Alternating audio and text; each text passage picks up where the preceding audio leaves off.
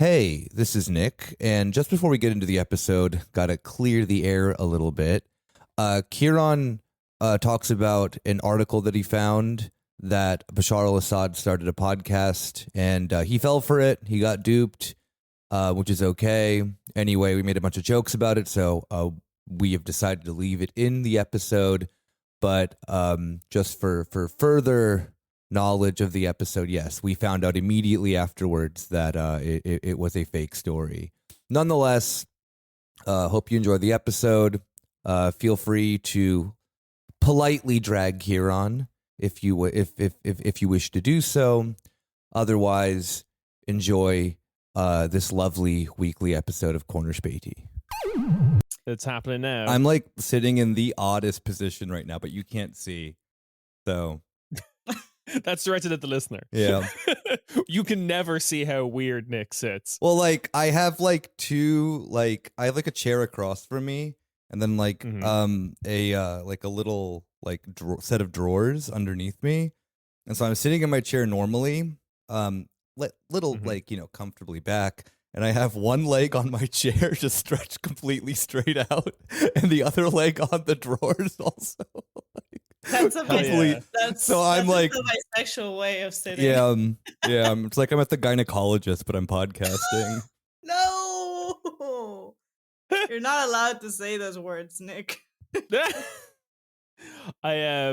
We were talking about off mic. We were talking about the gender dynamics of podcasting, and I do think it is just that, like, Uma being on a politics podcast, that's cool. That's empowering. Guys being on a politics podcast, that sucks. And I do think the gender that sucks version for Uma would be if you were on a true crime podcast. Oh yeah. That's the, like, but it would be even worse if you were a man in a true. You know what I mean? Oh, like, yeah. No. Yeah. Man just can't catch a break. Saying that you're like a male true crime podcast is like worse than being like, I'm a male feminist. Like, oh yeah, like million times more cringe, because at least like the like male feminist guy is like, I don't know, trying in some way, but he's not. And the guy who's like, oh, I do a true crime podcast is like, this is the speed run for getting pussy. I think the problem, the uncomfortableness comes from the fact that, like, a lot of those crimes, the victim is a woman. Yeah. That's the so thing. Like the guy talking about it with like glee and suspense is just like, oh, I don't like this. Yeah, it's like, is he taking notes? Oh wait, no. There is the guy version of this. There is, because I like love this genre of the internet because it's so me coded. Is like all the like white boys who like report on gang violence and have like their like podcasts and like YouTube channels. Oh, that that's is a thing? Oh, absolutely. Of course it is. Absolutely. It's like, what does not like what is more like tantalizing to the suburban white mind than like black gang violence in like Chicago? Yeah.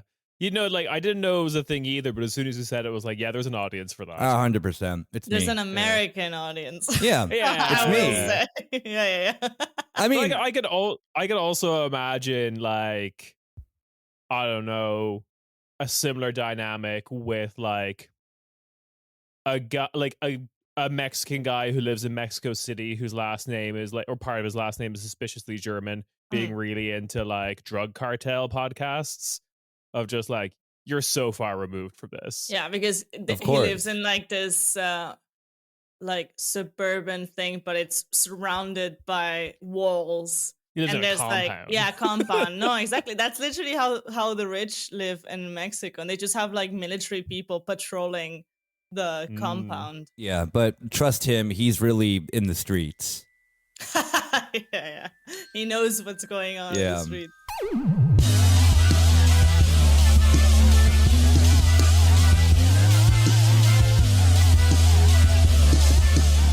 Hey, welcome to your weekly Corner Späti.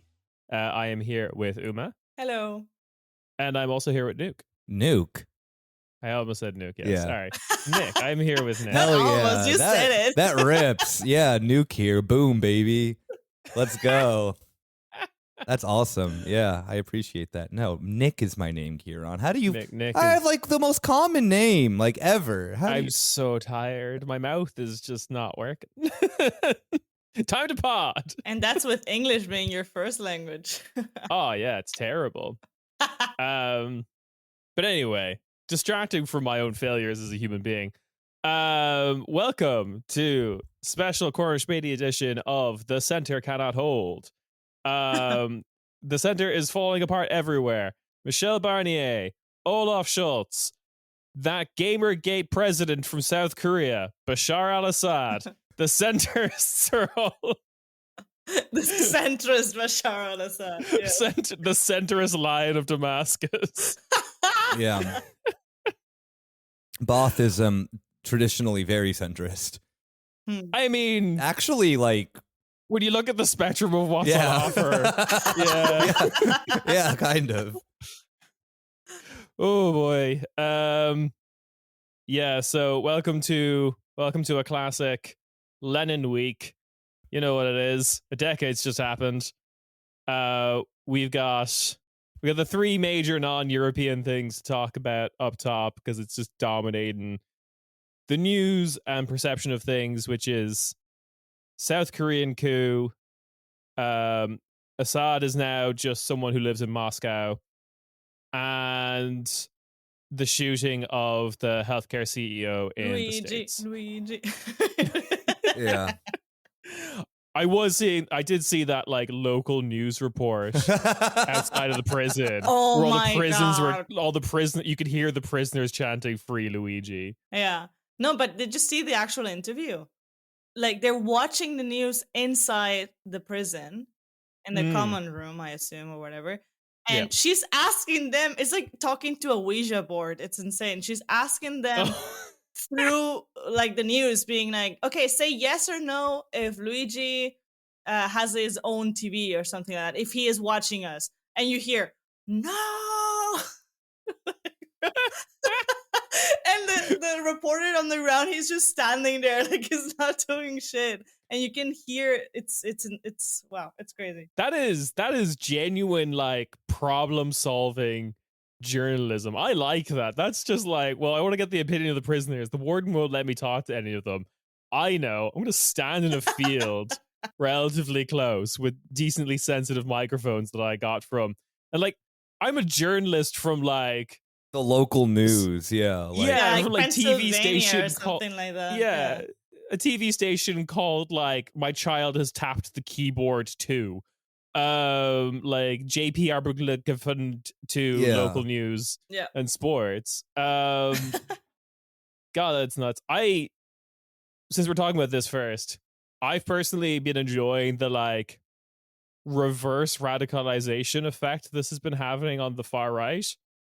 I don't know if you've been seeing this, but like Ben Shapiro's audience turning against him because he made like a video like how dare the left enjoy the fact that this man was killed. He had like a wife and kids, and like all the comments of like his regular listeners and viewers were just like, I'm also celebrating that this man got shot.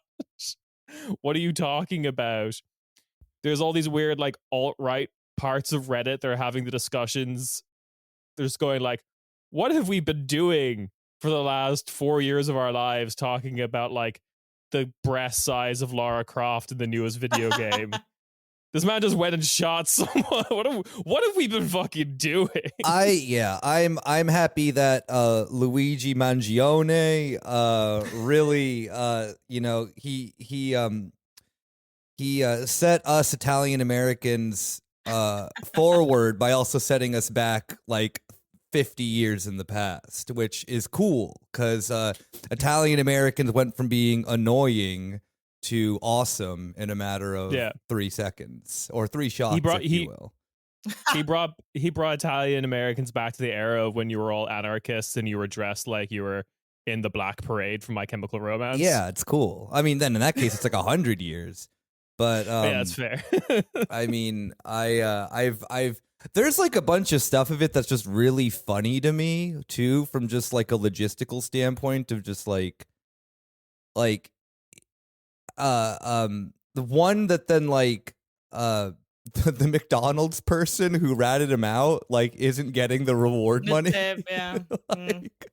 Like you won, like sucks to suck, you know. But honestly, like I don't know. I don't see how they.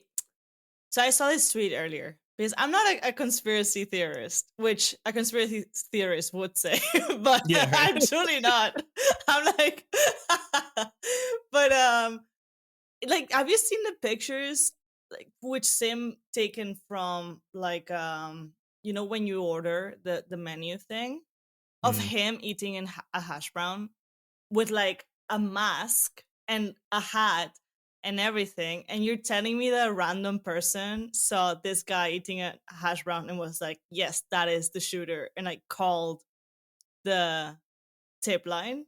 Like it feels it I don't know, I wouldn't recognize a random person on the street, no? Based off of the like 30 seconds of CCTV footage you saw Yeah. prior in the news or whatever it was. Yeah, I mean, like everyone's saying that yeah. they use like facial recognition software techniques or whatever, and now they're just scrambling and like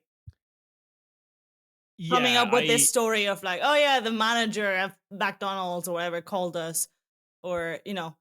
There's definitely gonna be a bunch of stuff about like how botched this investigation. Like the clip going around Blue Sky was the news clip of the guys, the NYPD searching for him in Central Park, yeah, like Jesus by Christ. just lifting up the bushes slightly. Yeah. Like that rocked. yeah, you gotta like I'm the one constantly ringing the NYPD with the hot tips about bushes. Like check the bushes. I'm a concerned citizen. I love healthcare. Check the bushes. But they're just like just the way they're walking as well. Oh just yeah. like Yeah. their hearts are not in it, you know? They're just like I also kind of think that even if like not necessarily conspiracy brain of like I possibly think this is the guy. I don't think it's a false flag. I think they got the guy who shot him, blah, blah, blah. But it's just like all these stories about like we use facial recognition and computers is all just going to be like, I don't know. I kind of think it was probably just you found the guy because of some McDonald's worker, and like all that money you've been pumping into the police service for decades, the like billions upon billions they've been receiving was all for fucking naught. Yeah. I just wonder why did they take that tip seriously? They take like most stupid tips too seriously when it's something like this. Really? Yeah. I mean, I would that would be like a good book in of itself is like the search for Luigi, and it's just like all the phony baloney tips they followed up on before. Hey yo, I saw him over at Fifth and at the bodega. Go fuck yourself. Filth and go fuck yourself. Hey. And then there is like a street in New York called "Go Fuck Yourself," and there's a bunch of cops posted outside. I was like, I don't see them. Yeah. One of the things that then really just like rattled my fucking brain was then the scary reality that he just like used a fucking 3D printed gun, or what are called ghost guns, which is the most horrifying thing I've ever heard of. Don't call them ghost guns, because I just heard that for the first time in my life, and now I want one. Yeah. So don't call them that. Yeah. Just like, you just make but really, they're functional. Of course they are, yeah. Oh, wow. Okay. They're completely untraceable, too. Well, of course, yeah. Which is so fucking horrifying. My understanding of the problem with them is longevity. Like, they won't last as long as, like, an actually properly made gun, but if you're only intending to do, like, one attack with them, that's enough. Hey. So, like... Yeah. Luigi. Yeah. I feel it's been really weird though, seeing everything on social media. People have been like extremely weird about him. TikTok is not in the sense of like making fan art, like even like fan cams, fan art, whatever. That's like funny. It's whatever. It's just pictures of him with like a song, sure, or like the assassination video with a song, which is even funnier. But yeah, like just like posting the picture of him shirtless and being like making super sexualized remarks. It's just, it makes, I don't know. I don't want to be the friend that is too woke, you know, but it's just like a bit weird. I just hate it. It's icky. they found his social medias, and like any guy that age, he had some topless photos. Of course, like, yeah. Some photos for the apps, kind of photos. And yeah, like I saw the tweet from Bad Gaze being like, just with the photo of him topless, is like, I need people to be normal. Please be normal. No, exactly. Like, of course, I have eyes, and this guy is attractive as fuck, and you know he has a great body, whatever. But like, I'm like, why do we need to say disgusting shit about this guy who's gonna go through the worst time of his life now? Like, People please. are horny. I know, but just masturbate. You know? Yeah, and if you do want to this. masturbate to his pictures, Yeah. it's fine. Just Yeah. don't post it. You know, just don't. Whatever. I have been enjoying particularly TikTok because they are so desperately they're obviously playing like they're like in crisis mode because Okay. everyone is posting. The most popular one is like the footage. It's like footage from various news reports about people getting fucked over by health insurance, spliced in with a clip of him being shot, set to Chicago, the musical Chicago. He had it coming. Yeah, he had it coming. That just keeps resurfacing over and over again. And TikTok is like, please, they were going to ban us in this country for less. Please stop posting this. The thing that I find that's so funny is that then I've like seen from like my family, and I don't want to put them on blast too much because this is private, but it's very funny to me that then like my mom and I are just like, yeah, this is chill, this is cool, whatever. United Health is like evil. And then like my sister of all people was like, he has a family. I'm like, don't fucking start. Don't you dare. Yeah. Like leave, like see your ass out of here. Like we're not having this, oh, boo-hoo for the CEO thing. And then finally, like, I think she like came around to being like, okay, yeah, this is actually funny. Yeah. But then she got like conspiracy brain with it. And I'm just like, I don't want you to ruin this for me. I'm having a great time. I do not care about anything about him, about Luigi personally, except for one, he's Italian. Cool. Two, he shot someone really bad. That's it. Leaving it at that, and I'm enjoying all the fun times. And I have not seen that many of the hornies. I'm glad about that.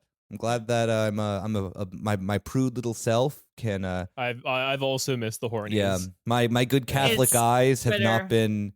I knew it was inevitable. Yeah. And also, of course, it's Twitter. That website's insane now. Yeah. I'm on Blue Sky where we're on Blue Sky. Come over here. My head's in the clouds. Nothing's wrong. Everything's happy. I have like 100 followers. It's chill. Once you go onto a website where no one can like pay to have their replies surface to the top, you're like, when you go back to it, you're like, oh yeah, that is an absurd idea.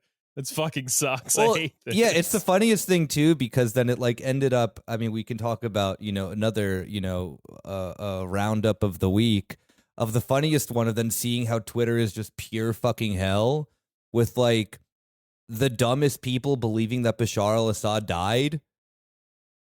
I know he's in Russia. He's very much in Russia. Also, too, if he died, that would have been like news story number one this week. Aside, that would surpass Luigi, of course. Oh, wow, 100%. Oh yeah. I have to look this up. I just have to confirm this because this is something that I saw and I'm like, seems fake, but could be okay. Yeah. So, hang on. Seems fake, could be real. Yeah, okay. So it's an official news source, but questionable. So RT America, Russia Today America, is reporting that Bashar al-Assad took to social media on Wednesday evening to announce that he is launching his own podcast.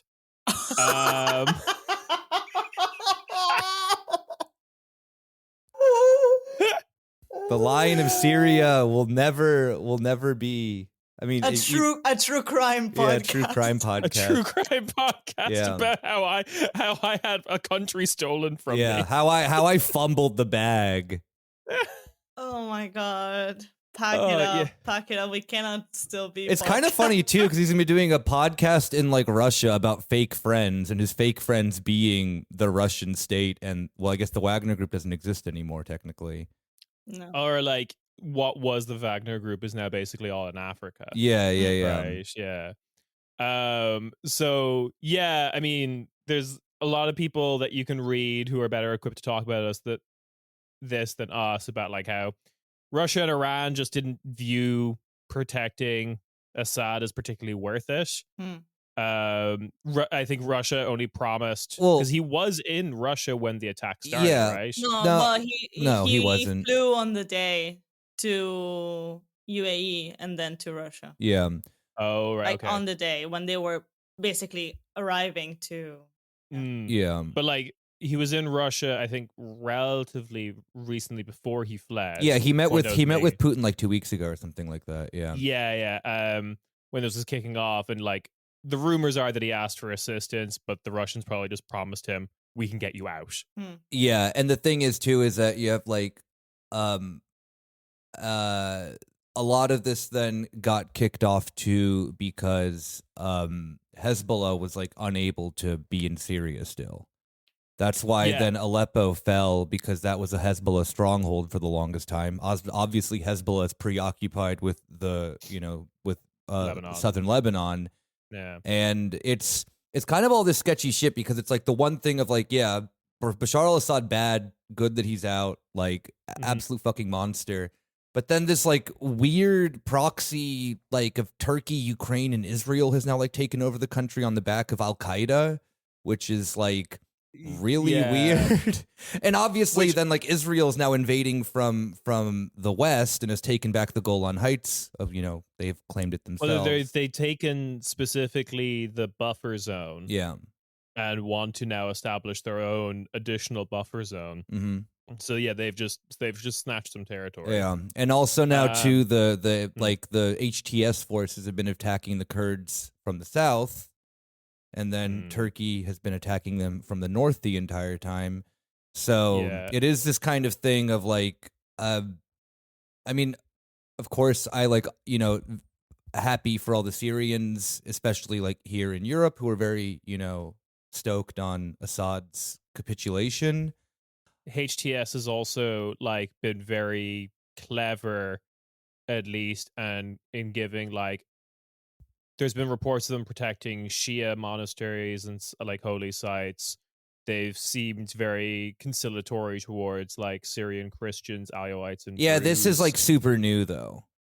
Yeah, that's very new. But because the head of the HTS used to be like a dude, like one of the main guys in ISIS. Like, it's very like, I mean, it's kind of the sense of like, I mean, people obviously who know a lot about the Syrian conflict are also, very much aware that then this is just another step of the civil war, instead of it's kind of this like thing of like. Yeah, some people are very willing to just say this is all over.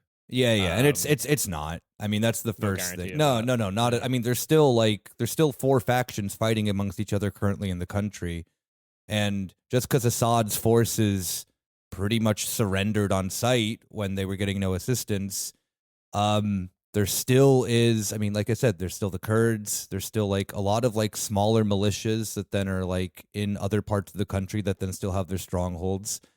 And isn't there like there's also an issue with HTS is relatively friendly to Turkey in the sense that they're entirely funded by Turkey, yeah.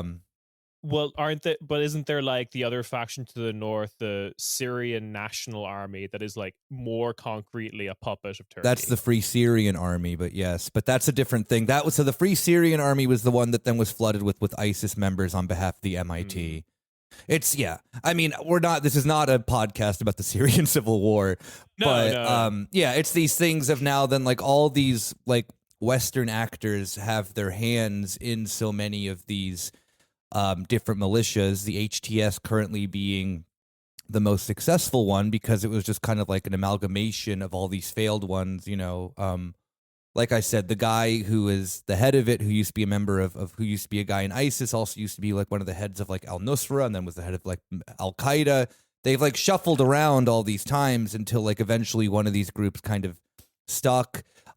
Ukraine also sent special operations people to like assist them, which is even one of the more like odder things, because like, don't you have something to be doing? Don't seem like you have resources. Well, like, I understand the Ukrainian perspective. Like, Oh no, if of course, this all goes yeah. their way, like Russia has lost massive regional influence. Oh yeah, 100%. I mean, like it makes sense in that regard, but there is just like it is a lot of I mean, it's a lot of foreign state actors using their proxies to kind of get what they want out of Syria, and that's why, of course, then Israel is also like attacking them on top of this as well, because these are then the weird times where Turkey and Israel are very much aligned with one another geopolitically, and Yeah.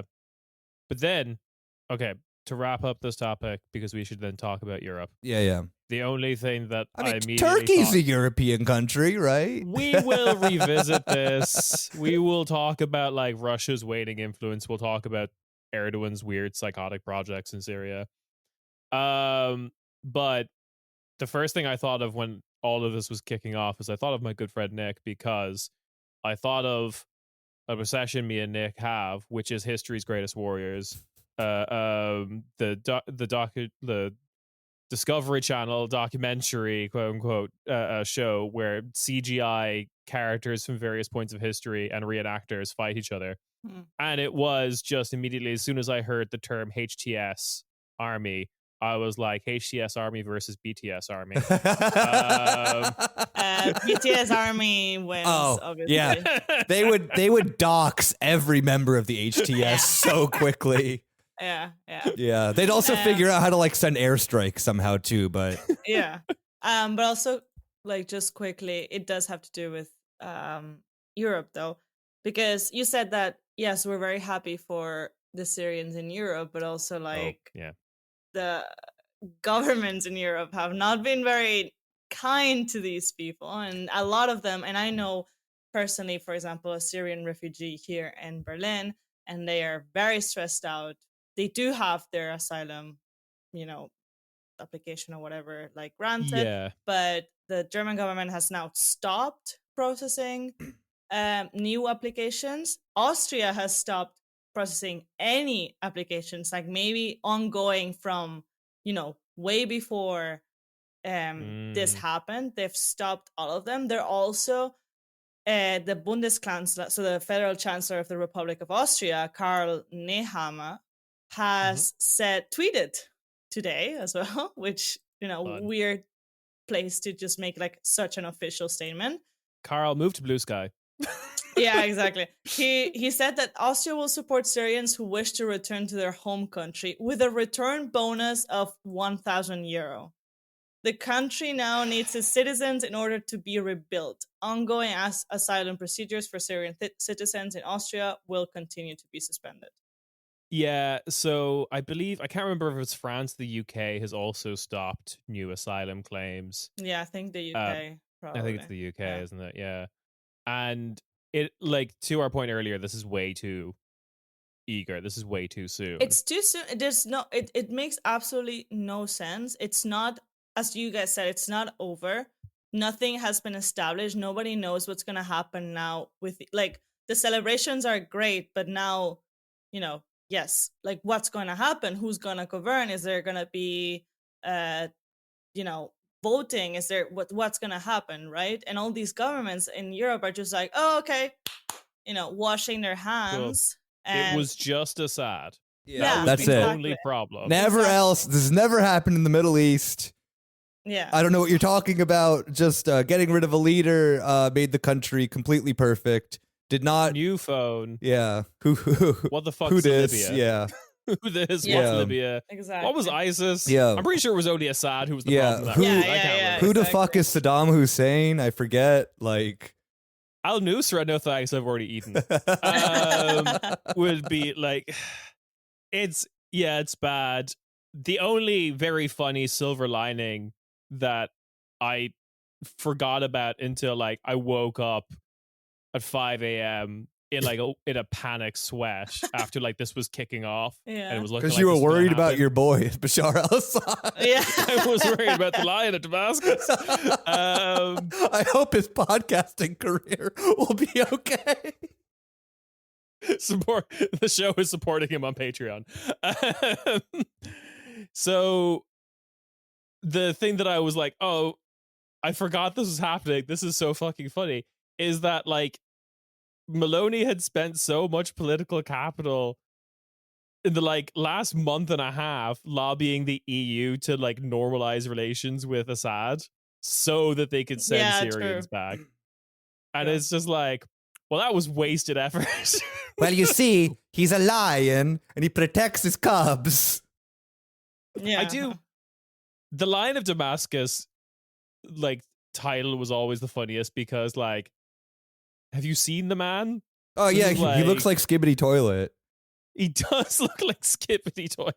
Did you see that new old picture of him from the 70s in London that just came out of him like in his underwear? Oh, it's fake, And, like, unfortunately. it's fake? It's Fuck. fake, yeah. Oh, Yeah, thought I it know. was real. He Damn it. he was eaten. Wanted to be real. Yeah, Yeah, he was in, like- Bashar ate in that photo, but unfortunately, it's not real. Oh, it's a Damn shame. it. Never mind. All right. Now we have to talk about, A man with those hips could never. yeah. Also, the coup in South Korea was funny. Let's just Oh yeah, let's say that. yeah. It was like, I get it. It's kind of scary or whatever. And like, I need to read up more about this, but like, the politics of South Korea had been for the last couple of years has been gripped by basically their own version of Gamergate. Like the president was like anti-feminist, like specifically off the back of like a weird online game scandal where they depicted women as people, and thus political vengeance must have been taken, and I'm going to do a coup because I don't think people like me. I mean, South Korean society, men are super, super misogynistic. It's just like the things I've seen online, you don't even see like fascists do here. Like it's just men like pissed off that, there's a pregnant woman in the U-Bahn like carriage with them and that they're not gonna stand up because fuck women and who the fuck, dirty whore, she got pregnant. Like, what are you, like, calm down. Nobody's like, Jesus Christ. There's some video essays explaining it because, there's a handful of like YouTube channels that are just like translate like South Korean, Japanese news, that kind of thing. Yeah. Explain this whole scandal. But basically, it was like a Gamergate thing that like just reached absolute fever pitch. And results in guys on like the Seoul subway being like, I'm gonna take a principled stand and not let this pregnant woman have my seat. Absolutely nonsense shit. Anyway, Romania. Smooth transition. Smooth transition, yeah. Smooth transition. Because Romania has had some like weird shit go down that I think it has been lost in the sauce of all that other stuff we just talked about. Yeah. Yeah. Which is, can't remember now, but a previous episode, fairly recently, we did talk about Kelan Georgescu, the kind of like far right candidate in the presidential race that just kind of like came out of nowhere. The TikTok guy, right? Yes, yeah. Made had a like social media strategy really badly far right, like glorifies the like fascist government of Romania that existed during like World War II. Oh, lovely. Amazing. Yeah. Also, sorry, just quickly, because he did his whole campaign on TikTok, basically. Some European MEPs are asking for the CEO of TikTok to go to the like European Parliament to like tell them what's going on and how could this happen. Which we're gonna get the like, this is Europe. This is Europe where you use good social media like Twitter to ruin an election, not that disgusting Chinese shit. Also, like, this guy is gonna be like, who the fuck? What's this guy? Like, who the fuck is this guy? Why am I being?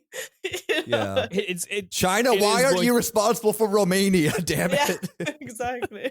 It is going to be like a French MEP just like grilling this man from Singapore. But of course, it will be the delay. I think the comedic effect of the delay translation will come in as like, and then in the fucking earpiece would just be like, the MEP is asking if why is he not receiving emails from his grandson?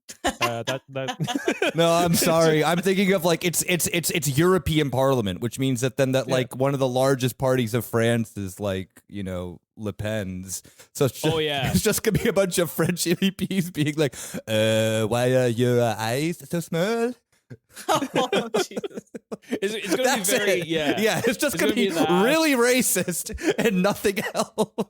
And then like the respectable like business leaders of France will be like, why aren't you like integrating quant into your search functionality? I mean, he already, a proud French. Didn't he already have to be in like the American Supreme Court or somewhere like that? Yeah. And this guy was like, "You're Chinese, right?" And he's like, "No, I'm from Singapore." He had to say that like 10 times. And the other guy, the racist Republican, was just like, "No, but in China," he's like, "Again, I'm from Singapore." Yeah. That's the American version of it, where the French will just actually say slurs. Like, exactly. We'll know which country you're from, but we also have opinions on them. Uninformed racist versus informed racist. Racist who's into football and those countries. So yeah. Anyway, Georgescu, the TikTok presidential candidate, I guess. So we talked about him. He's bad. It's fucked. Then this kind of culminates in the High Court being like, hang on, we'd actually love to do an audit on those results of the first round because there's some discrepancies. Because of this, the second round was cancelled. Like the idea was we're gonna have to do it again, basically, the first round and then the second round. Or like I think official thing was like second round is suspended until we figure out what's going on with the first round. Not important, because immediately upon the second round getting cancelled, 21 guys with 21 guys armed started heading towards Bucharest. They had weapons in their cars. One of them was a Horatiu Potra, a former member of the French Foreign Legion, who's served as a mercenary in the Democratic Republic of Congo. Jesus Christ. Just probably murdering people to make sure the PS4 comes out on time, basically. And like, yeah, they're arrested. They're trying to get into like the parliament with their guns. And then the connection is proved between them and Georgescu in what I think is the funniest fucking way possible. Oh, okay. So one of the TikTok videos that Georgescu does is he rides around topless on a horse. Sounds normal. What is this? Classic of what is with right wingers and doing that? Like, it's so cool, Uma. You wouldn't understand. Don't you think it's cool? Like, it's the most unattractive thing ever. Like, why are you shirtless? Okay, fine. But what about if he was just jacked and beautiful? No, not even. No. Like, okay, put fine. on some clothes. I don't know. Maybe I'm a fucking nun or something. What if he was jacked or beautiful? No, I'm all out of ideas. All right, yeah. Okay, no more. How do I get women to like me? It is very funny because it is just like, it's always like guys with, you know, because they've gotten on in age, have a little bit of like a man boob thing going on, and they are kind of like bouncing with the horse.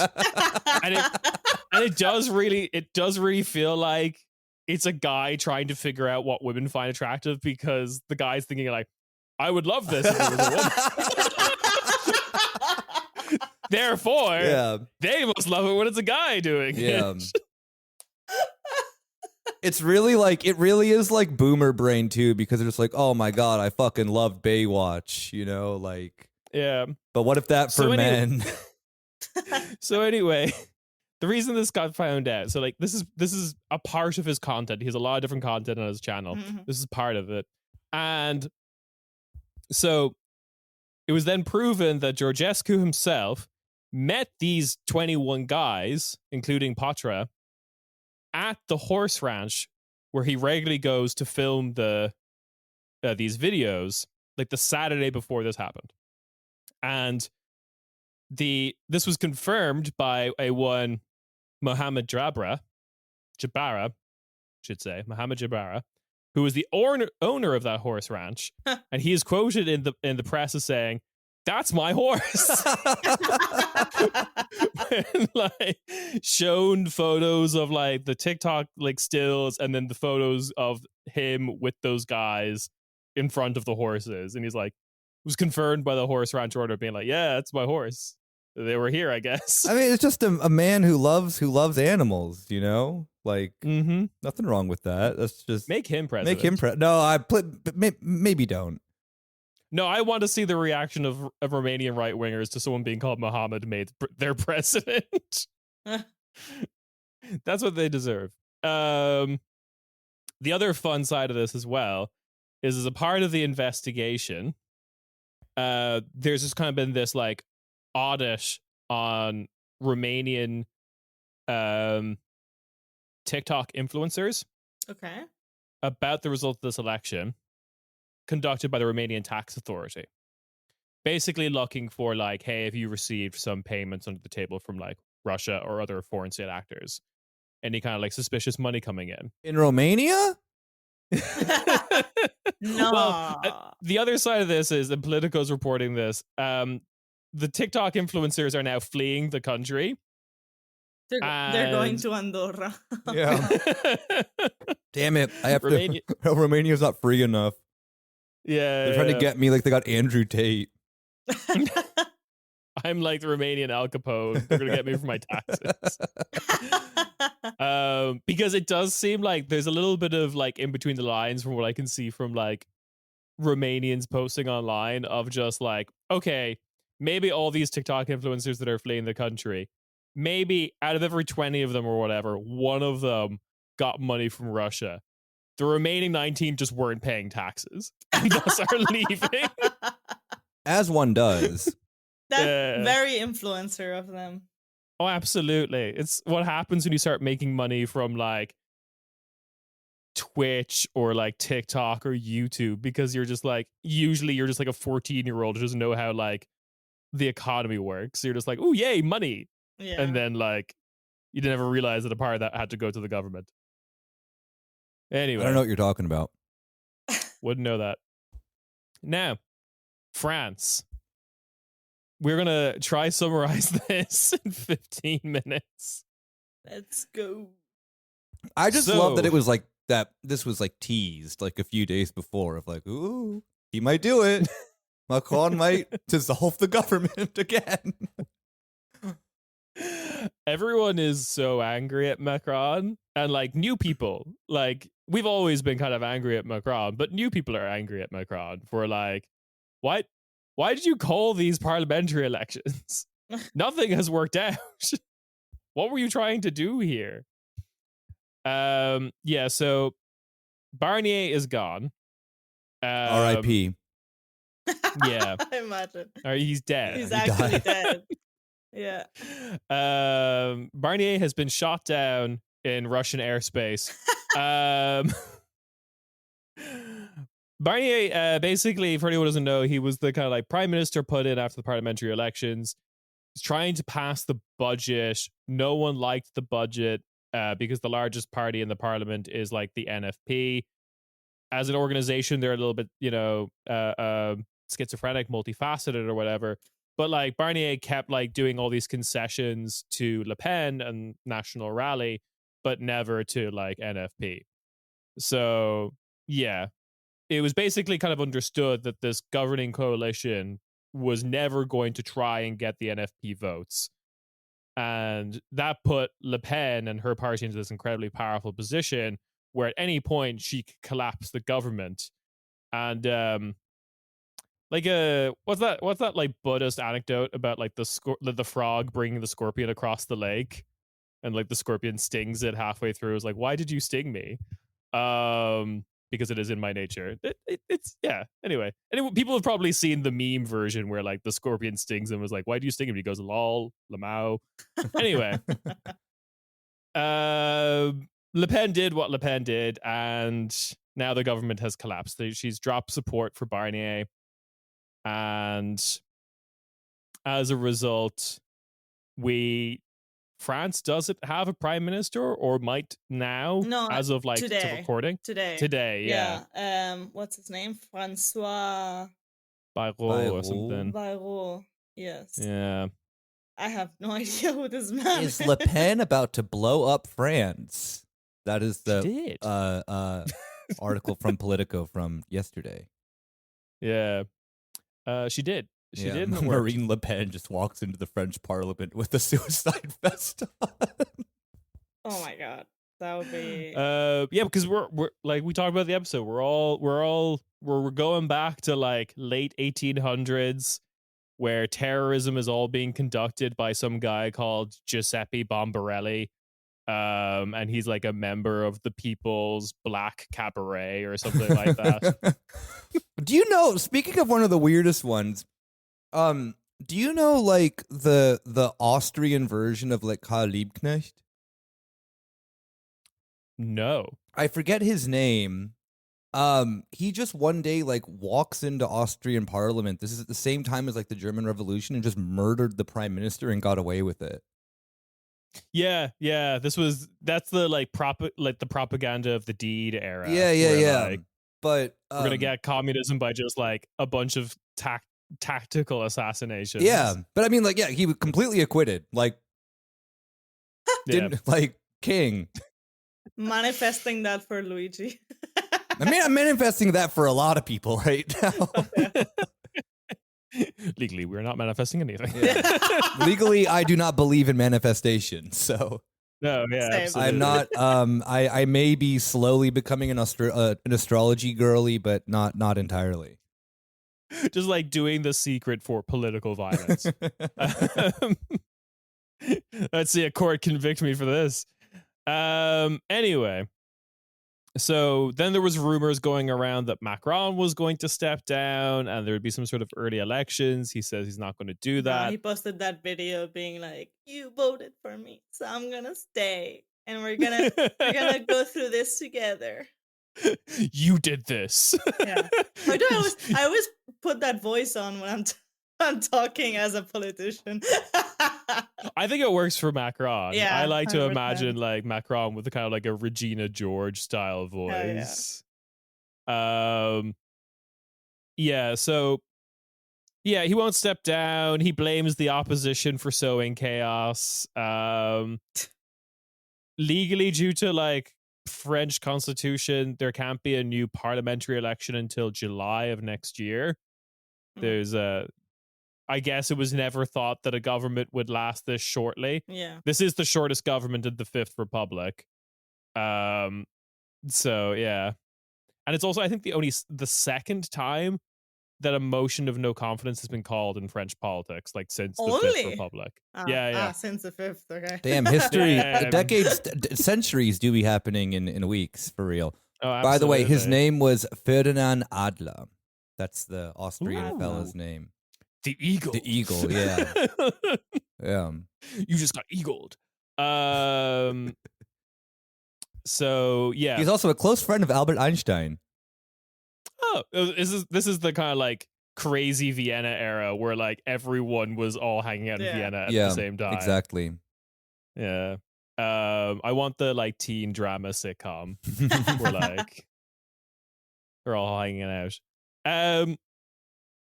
Okay, so now you have what you have going on in the parliament is that La France Insoumise says it will shoot down any prime minister put forward that is not from the NFP. National Rally says they'll shoot down any PM that is from the NFP. And then the Macronists, the kind of like Macron party that I forgot the name of, Renaissance. Rassemblement, isn't it? Or Renaissance? No. Which one is it? Rassemblement is National. That's National. Oh, that's Rally. National Rally. Yeah, then it's yeah. Then it's Renaissance. I think it's Renaissance. Yeah. Yeah. I don't know. All French words are all the same. to me. Renaissance. Macron and friends. Yeah, their plan is to try and split up the NFP. How? And How do they even? How? Well, like there is tactics there because like it seems like the French public quite like the NFP. Mm-hmm. Then La France Insoumise and Les Écoles, the Greens, are actually quite happy with this kind of like pan left opposition bloc and believe that it should like run a candidate for president. But then the kind of like neoliberal wing of Parti Socialiste, the center left party, is really adamant that they are going to have their own bespoke candidate for the French election. And they will not. I mean, realistically, they only got 4% last time. They'll get knocked out in the first round, and then they'll go on to support whoever like the NFP candidate is if this shakes out. But like they're basically just being obstinate weirdos about it.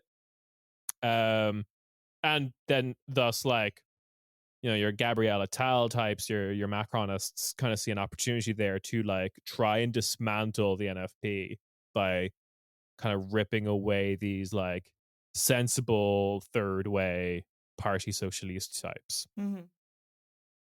I don't know how successful that will be because despite all the kind of like self-serving agendas that the Parti Socialiste have, they don't seem too fond of the Macronists, or like hopefully kind of see a doomed project in Macron trying to keep his coalition afloat. But yeah, so we kind of just have to like wait right now with France. It's funny, like I gotta say, like it is. Anytime seeing a large country's government collapse brings a smile to my face, at least, even though I know it's gonna like lead to something horrible. It is just kind of like, you're not supposed to be doing this. You blame other countries for this. Yeah. Particularly, when it's like a Western European country. This is the kind of chaos that I would expect from Italians, not us. Yeah, Italy being questionably stable right now. I don't. Yeah, but in a really bad in a really bad way. Well, who would have thought if you get the most racist person you can find in Italy would just unify the country? Oh, good. The Italians are being efficient. Oh no, the Italians are being efficient. So it's we have to wait and see because like the NFP are kind of butting up against kind of like your end of history nonsense of like it's easier to imagine the end of the world than the end of capitalism. Like they're trying to convince the French public, despite an incredibly hostile media and parliamentary system, that like all this like budget debt trap stuff is not like a force of nature. Like we can not choose austerity. Like we can avoid that choice if we want. And then you just have like some guy on French TV being like, no, that's impossible. That's like defying gravity. How dare you? Etc. So good luck to him. Anyway. So join us next week when I become the Prime Minister of France. Yes, when the Democratic forces behind Nick march into my own personal SDF takes over. Emmanuel Macron flees to Moscow. Turkey condemns France for making a Greek prime minister. The United States says we know nothing about him. What are you talking about? He's not Greek. He's Armenian. Turkey gets even more mad. And all to say that at the end of this, somehow, the Kurds now have a nuke. A French supplied nuke. Azerbaijan gives New Caledonia nukes. Why did they have that to begin with? No, yeah, exactly. We find that out next week, of course, that Azerbaijan's had a secret nuke program. That would be a fun bit for us to do as like a news podcast. We're like, next time on Corner Space. Yeah, we could start doing it. I like it. It's fun. I'm not that anyway. funny. Next week's guest, Bashar al-Assad. He's podcasting now. He needs to do the circuit to promo his new show. Exactly. Send an email. I was imagining, like, it's so hard to imagine anyone will care about Assad, like, in exile in the same way that, like, there's Shah freaks for Iran. Like, I just don't think that's going to happen for him. And I think he's trying to make that happen with, like, a media strategy. I mean, you know, like, remember, like, Mahmoud Ahmadinejad is an absolute king poster. So maybe, you know, we're selling Bashar al-Assad, you know, short of maybe he's an insanely good podcaster. He could be a really good podcaster. Yeah, still, like, my favorite tweet ever, I think, is when Ahmadinejad just quotes Tupac.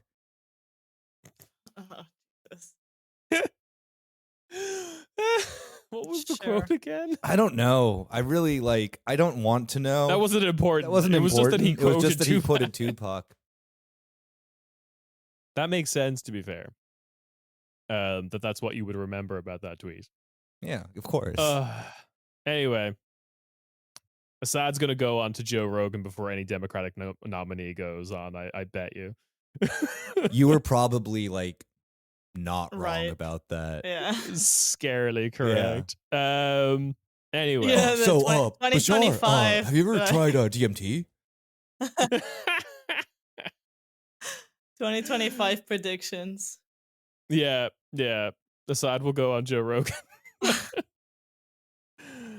Anyway, with that, we will catch you on the bonus feed. Bye-bye. Bye-bye.